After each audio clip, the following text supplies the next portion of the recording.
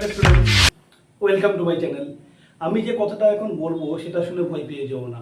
হ্যাঁ, ভয় পেয়ে যাবো না, অবশ্যই চিন্তা করো। সেটা কি?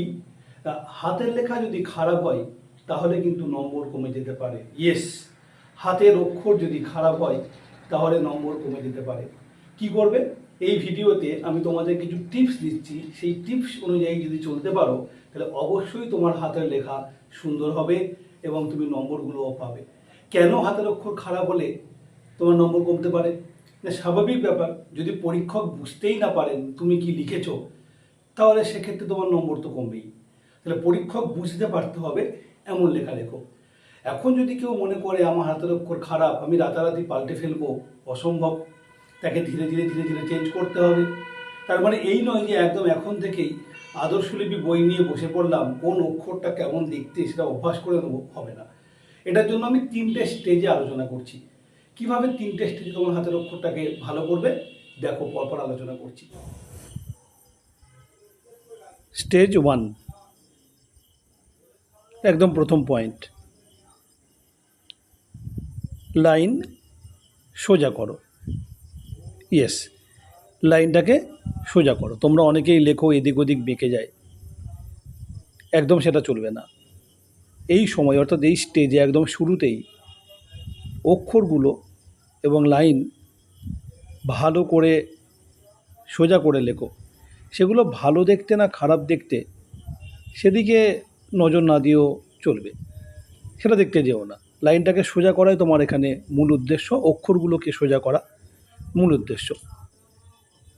লেখা সোজা করার উপরে জোর দেবে এই সময়। এটা হলো একদম প্রথম কথা। মন ঠিক করে নাও যে আমি লেখা সুন্দর করব। প্রথম কাজ হলো লাইন সোজা করো, অক্ষর সোজা করো। দ্বিতীয়ত যেটা দেখবে এবারে এরপরে এই সময়তেই গ্যাপটা সমান করো। লাইন সোজা করার পাশাপাশি গ্যাপ সমান করো। গ্যাপ বলতে দুটো অক্ষরের মাঝে গ্যাপ, দুটো শব্দের মাঝে গ্যাপ, তারপরে দুটো লাইনের মাঝখানে যে ফাঁকা বা গ্যাপ, এগুলোকে সমান করার চেষ্টা করো। একদম যে মেপে মেপে স্কেল দিয়ে সমান করতে হবে তা নয়, বাট সমান করার চেষ্টা করো। ঠিক আছে? যদি সমান করতে পারো এমনিতেই তোমার হাতে লেখা সুন্দর দেখাবে। অক্ষর আঁকামাঁকা হলেও কিন্তু লেখাটাকে পড়া যাবে, সুন্দর দেখাবে। এরপর যেটা করবে 3 নম্বর কাজ হলো অক্ষরগুলো সমান করা। ঠিক আছে না? প্রত্যেকটা অক্ষর, এই যেমন আমি লিখছি, দেখো এখানে আমি যে শব্দগুলো লিখেছি, অক্ষরগুলো লিখেছি, দেখো প্রতিটা প্রায় সমান। ঠিক আছে না? অক্ষর যদি সমান হয় বা প্রায় সমান হয় তাহলে এমনিতেই তোমার লেখা সুন্দর দেখাবে। সেটা যে একটা স্ট্রাকচারালি খুব সুন্দর হতে হবে, পারফেক্ট হতে হবে তা নয়। যদি লেখাটা এমন করতে পারো যে লাইন সোজা, গ্যাপ সমান, অক্ষরগুলো প্রায় সমান, তাহলে এমনিই লেখা সুন্দর হয়ে যাবে। তোমার আলাদা করে আর কিছু ভাবতে হবে না। তোমার যেটা স্ট্রং পয়েন্ট, তুমি যেভাবে লেখো সেভাবেই তোমার লেখাটাকে সুন্দর দেখাবে। প্রয়োজনে খোপ কাটা খাতায় লেখো, যেমনটা বাচ্চারা করে থাকে। এরপর মাত্রার ওপর জোর দাও। মাত্রা ঠিক করো। বাংলা যে সমস্ত অক্ষরগুলো রয়েছে, কারোর পূর্ণমাত্রা, কারোর অর্ধমাত্রা, কেউ বা মাত্রাহীন, কিন্তু এদিকে আমরা অনেকে জোর দিই না। বিশেষ করে যখন যুক্ত অক্ষর লেখা হয়, যুক্ত অক্ষরের মাত্রাগত ভুল প্রচুর চোখে পড়ে। এই জায়গার ওপর জোর দাও। স্টেজ 1 হয়ে গিয়ে থাকে, অর্থাৎ তুমি লাইন সোজা করে ফেলেছো, হাতের লেখা যেমনই হোক না কেন, গ্যাপগুলো সমান করতে পেরেছো, প্রতিটি অক্ষরের মধ্যে গ্যাপ, শব্দের মাঝে গ্যাপ, লাইনের মাঝে গ্যাপ প্রায় সমান করে ফেলেছো, প্রত্যেকটা অক্ষর সমান বা প্রায় সমান মাপের চলে এসেছে, এবং তোমার মাত্রাগত কোনো ভুল হচ্ছে না। কারণ বাংলাতে মাত্রা দেওয়া আর না দেওয়াতে অনেক সময় বর্ণ বদলে যায়। এই 4টে যদি ঠিকঠাক হয়ে গিয়ে থাকে তাহলে তুমি অতি অবশ্যই স্টেজ 2টাকে অ্যাপ্লাই করবে। স্টেজ 2, এক্ষেত্রে কী করবে না, কোন অক্ষর কেমন দেখতে এইবার তার উপর জোর দাও। প্রয়োজনে আদর্শলিপি বই নাও, কোন অক্ষরটাকে কেমন দেখতে সেটা রপ্ত করো। তার কারণ অলরেডি তোমার লেখা সুন্দর হয়ে গিয়েছে, এবারে অক্ষরগুলো মিলে গেলেই দারুণ দেখাবে।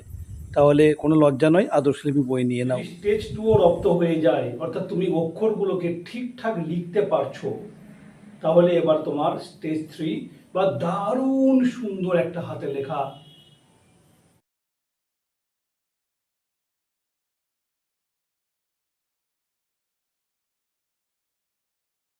বানানের উপর জোর দাও, কারণ যত সুন্দর লেখা হোক না কেন বানান যদি ভুল হয় তাহলে কিন্তু কেউ সেই লেখাকে ভালো বলে না। বানান ভুল হওয়ার জায়গাগুলো কোথায় কোথায়? তালব্য স, দন্ত স, মূর্ধন্য স, দন্ত ন, মূর্ধন্য, তারপরে হ্রস্বইকার, দীর্ঘইকার, হ্রস্বউকার, দীর্ঘউকার। এই যে জায়গাগুলো বললাম, এখানেই তো বানান ভুল হয়। ভালো করে লক্ষ্য দাও, পড়ার সময় যদি ঠিকমতো লক্ষ্য করতে পারো, সচরাচর বইতে বানান ভুল লেখা থাকে না। পড়ার সময় জোর দিলে কিন্তু তুমি অতি অবশ্যই বানান ঠিক করতে পারবে। উচ্চারণে গুরুত্ব দাও। তো স্টুডেন্টস, আমি আলোচনা করলাম বিস্তারিতভাবে কিভাবে হাতের লেখা ভালো করা যায়। যদি তোমাদের এই ভিডিওটা ভালো লেগে থাকে এবং তোমরা হাতের লেখা সুন্দর করতে আগ্রহী হও, তাহলে অতি অবশ্যই পিন কমেন্টে দেওয়া হোয়াটসঅ্যাপ গ্রুপের লিঙ্কে ক্লিক করে হোয়াটসঅ্যাপ গ্রুপে যুক্ত হয়ে যাও এবং প্রয়োজনীয় জিনিসপত্র আমার থেকে নিয়ে নাও। তোমাকে আমি অবশ্যই হেল্প করব কন্টিনিউয়াস বেসিসে, কিভাবে তোমার হাতের অক্ষর সুন্দর করা যায়।